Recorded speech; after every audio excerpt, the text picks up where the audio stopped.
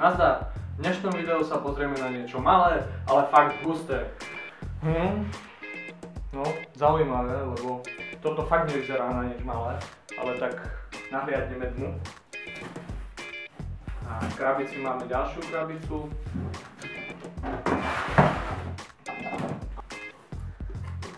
A tu už na nás mrká prďavá MSI Z170i Gaming Pro AC. Naozaj som nekecal, dnes to bude o základnej doske formátu Mini ITX od spoločnosti MSI, kde si ukážeme hlavné prednosti tejto základnej dosky. Môžeme vidieť, že krabička je teda fakt malá, ale za to je poriadne natrieskaná, je poriadne ťažká. Takže ako prvé, táto základná doska je určená pre najnovšie procesory Skylake. Tak, prednosti dosky. Čiže gaming lánko, to už je taká klasika od MSI, LAN Protect, Audio Boost, USB Audio Power.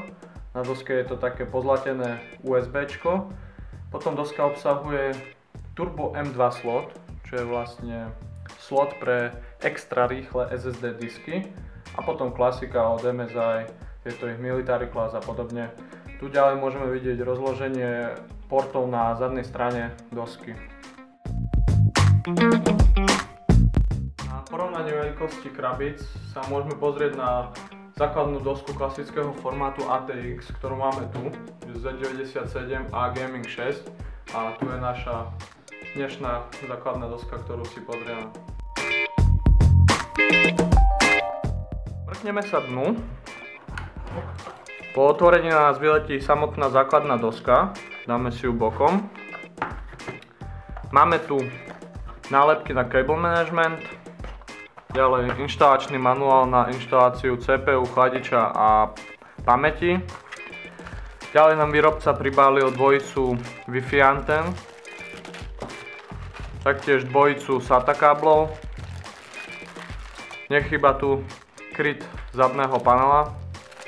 Ďalej sa v balení nachádza tento ďakovný list, kde na tejto adrese môžeme zaregistrovať našu základnú dosku.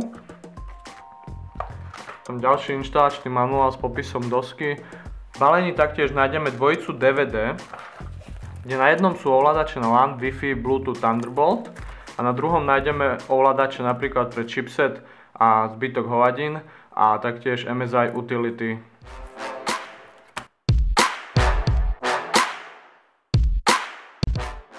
Pozrieme sa na napájanie, čiže klasika 24 pin, na procesor 8 pin. Na doske nájdeme dva sloty na pamäte.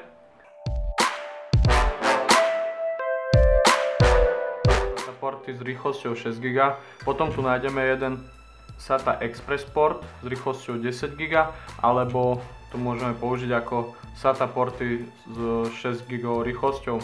Potom tu nájdeme plnohodnotný PCI Express slot. M2, v ktorom je zapojená Wi-Fi anténa. Na doske je taktiež pripojenie na USB 3. Na zadnej strane dosky nájdeme kombinovaný PS2 port, 2x USB 2, 4x, pozor, USB 3.1. Potom tu taktiež nájdeme HDMI a, čo je veľmi dobré, aj DisplayPort. Ďalej tu nájdeme Ethernet, dvojicu konektorov na antény a taktiež 7.1 audio. Nakoniec tu nájdeme jedno USB, ktoré je určené pre audio. Na druhej strane dosky nie je snad nič zaujímavé až na tento slot M2, ktorý má označenie Turbo M2 a podporuje rýchlosť až brutálnych 32 GB, čiže môžeme použiť veľmi rýchle SSD disky. Doska je maličká, ale ide o chipset Z170, čiže je poriadne nabušená a budú sa na nej parádne taktovať procesory rady Skylake.